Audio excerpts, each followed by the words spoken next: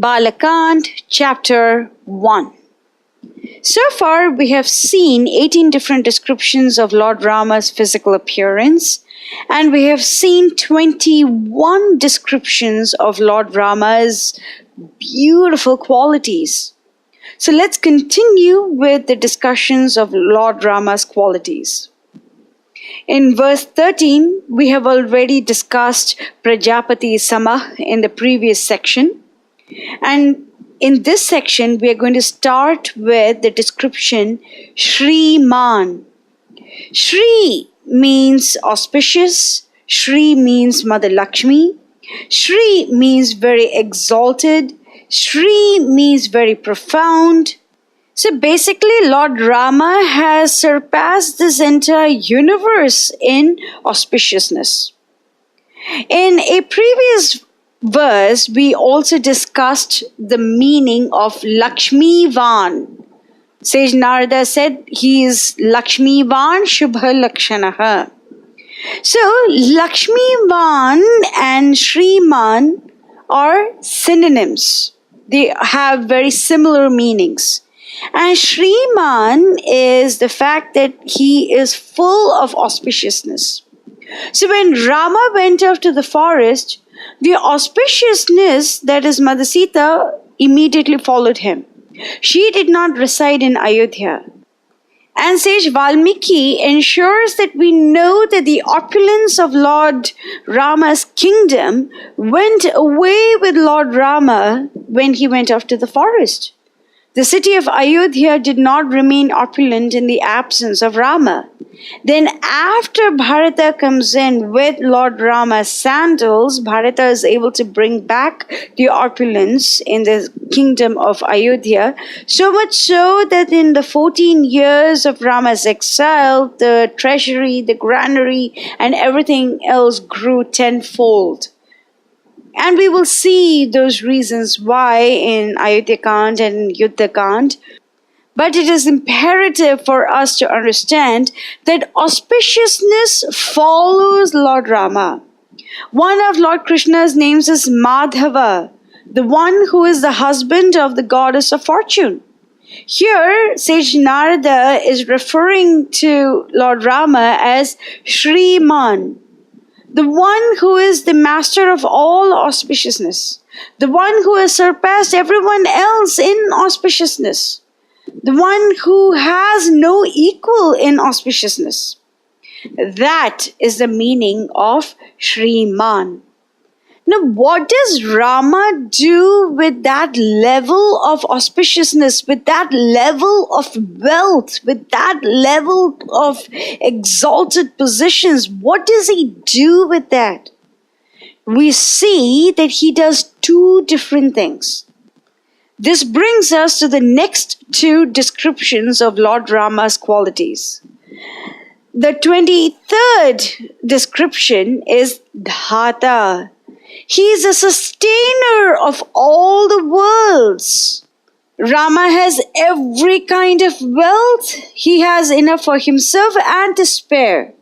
And unlike other rulers of men, he reads into the hearts of his subjects and realizes for them their unspoken wishes, even beyond their wildest expectations.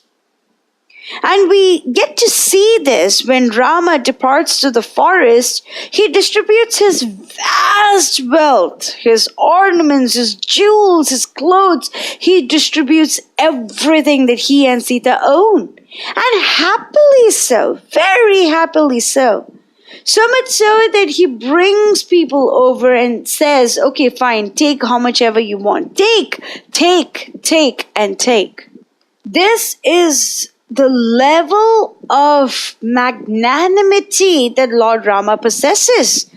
That even though he is going off to the forest, he has no qualms in sharing his entire wealth with everyone. The 24th description of Lord Rama is Ripunishodhanaha. So Rama is the tormentor of his enemies. He eliminates his enemies completely. So with the auspicious quality of his, that is with the Shriman quality of his, With one hand, he protects all his devotees, and with the other hand, he makes sure that he eliminates those who torment his devotees. However, even those who are eliminated are not discarded, they're not hated. They are also taken care of. Why? Because Rama is Suhridam Sarva Bhutanam. He is Prajanam Hite Rataha. That's why he is the best benefactor of all living entities. By the way, Ripunishudana is one of the synonyms of the terms Pratapavan, Arindama, and Shatru Nibarhanaha. So we see that the same quality of Lord Rama has multiple different definitions. Therefore, we need to understand the Sanskrit words behind those meanings. We cannot just say, oh, the annihilator of enemies, because that is just too simple. Narada has specified 4 different synonyms for the same term. Those are Shatru Nibarhanaha, Arindama, Pratapavan, and Ripunishudanaha. So why has he done that? So we need to remember all these terms. The 25th term is Rakshita Jiva Lokasya. That means that he is the guardian of the living entities. So this is a continuation of the term Dhata, the one who sustains the worlds. And over here, Sage Narada says that he is a protector, the guardian of all the beings. So he is a protector of all living beings. So Sage Valmiki had asked one question. Sarva Bhuteshu Kohita. Is there a person who wants the best for all living entities? So over here, Sage Narada says, yes, there is one particular person, his name is Lord Rama, and he is Rakshita Jiva Lokas here. He protects all the living entities.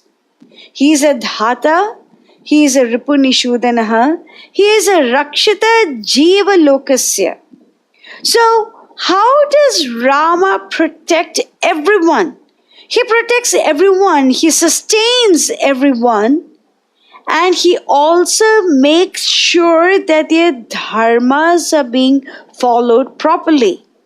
And that brings us to the next description, that is description number 26, that is Dharmasya Parirakshitaha. So Rama is always keeping a watchful eye on the rights and duties of all grades of society and sees that they are carefully preserved and properly discharged. And how does he know that? He is Dharmagnya, the one who knows Dharma completely, in and out of every person's Dharma, he knows it. And what is the greatest Dharma that a living entity has? To recognize oneself as a child, as a servant of Lord Rama. That is the greatest Dharma that every living entity has. So Sage Narada says, if we just surrender to Lord Rama, he is going to make sure that he provides you with plentiful opportunities to serve him. Because that is our dharma, that we should serve Rama and Sita. This is our dharma. And Rama is going to ensure that this happens if we have faith in him. So Rama is going to protect us. Rama is going to take care of us. The Lord himself tells us what we are supposed to do.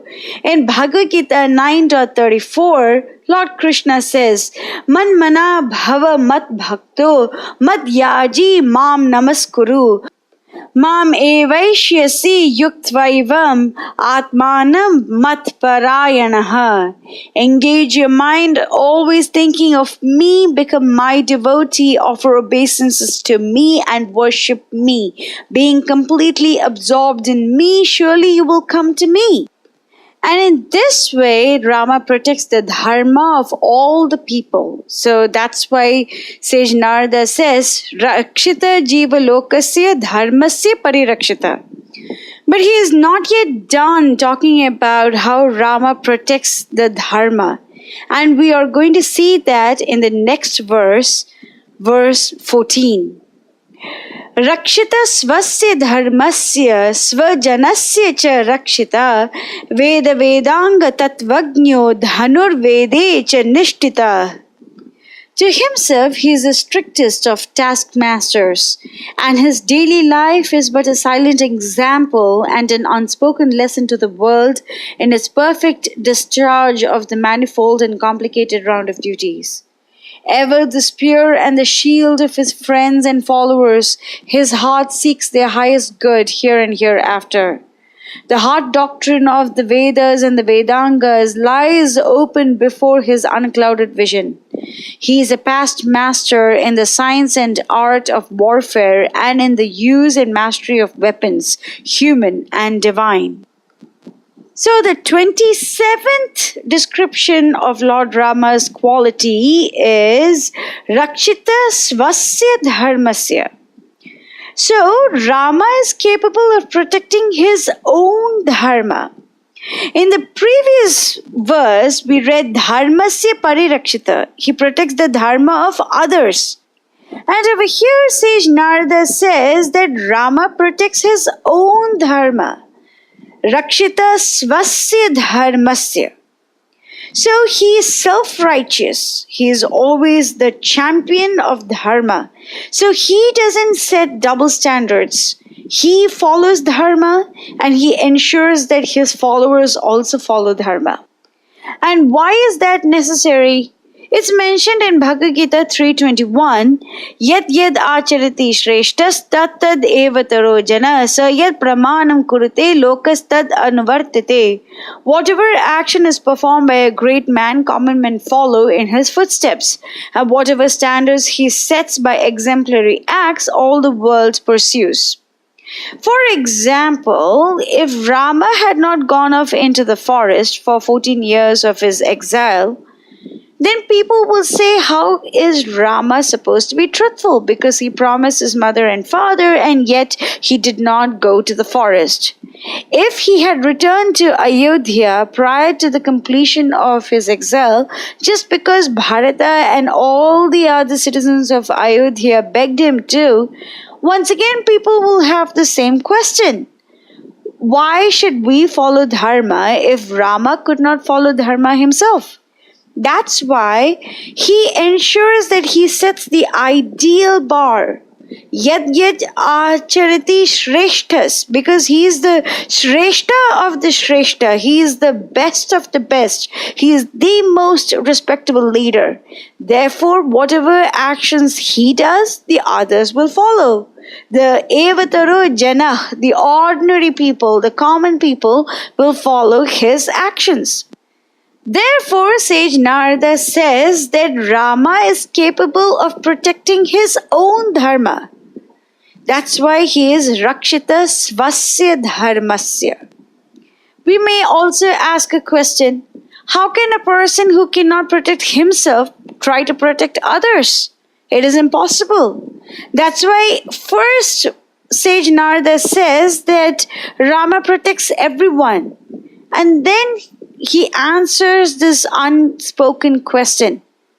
Oh, he is capable of protecting others because he is capable of protecting himself. Rakshita Svasya Dharmasya.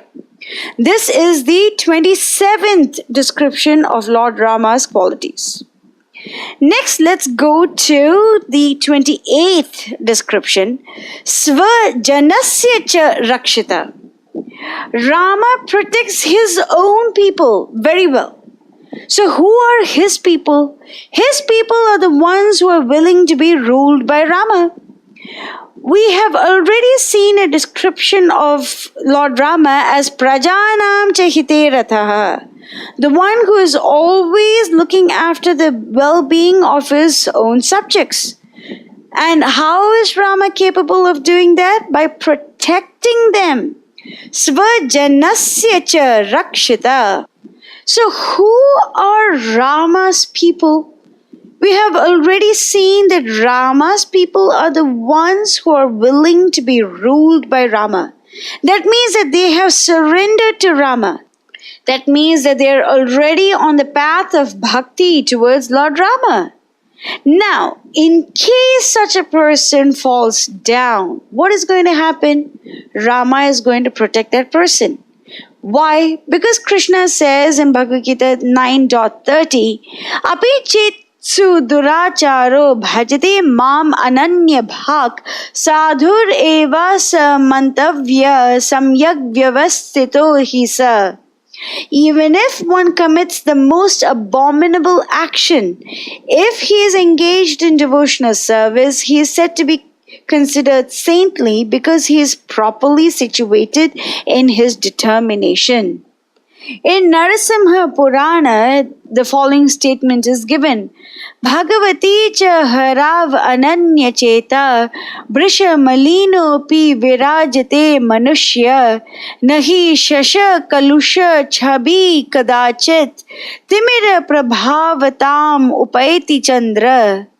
The meaning is that even if one fully engaged in the devotional service of the Lord is sometimes found engaged in abominable activities, these activities should be considered to be like the spots that resemble the mark of a rabbit on the moon. Such spots do not become an impediment to the diffusion of moonlight. Similarly, the accidental fall down of a devotee from the path of saintly character does not make him abominable. A temporary fall down does not disqualify that person. In Srimad Bhagavatam, it is stated that if a person falls down but is wholeheartedly engaged in the transcendental service of the Supreme Lord, the Lord being situated within his heart purifies him and excuses him from that abomination. So this is how Rama protects his people. So even if they were to unwillingly or unwittingly or unconsciously commit an abominable act, Rama is going to be there to take care of them. So there is no downside in the process of devotional service. There is absolutely no downside. Now let's take an example at this moment. We know that Sugriva had surrendered to Lord Rama. And at his behest, Lord Rama kills Vali, the tormentor of Sugriva. Sugriva is crowned the king of Kishkinda, and Rama says that the search for Mother Sita can commence after the 4 months of the monsoon season. At that time, Sugriva is so embroiled in material entanglements and the material opulence that Rama's prowess has gotten him that he forgets the simple service that he has to do for his Lord. He forgets the promise of service that he made to the Lord. And therefore, Rama sends Lakshmana to warn Sugriva. Sugriva is warned. And of course, he arranges this elaborate search party for Mother Sita, wherein he sends thousands and thousands of monkeys in all the 4 directions. So, yes, Sugriva did fall down, but after he was reminded that he should serve Lord Rama, he once again rises up to that task. And he was never derelict in his duty towards the Lord. Ever again. And this is how Rama protects his own people. If you take the shelter of Rama, we can rest assured of his protection. He will send a guru, he will send his messenger to wake us up, get us back on track, and say, "Oh fool, it is your duty to surrender, it is your duty to serve the Lord." And thus we can continue on our journey towards Lord Rama and Mother Sita. Let us continue with this verse in the next section.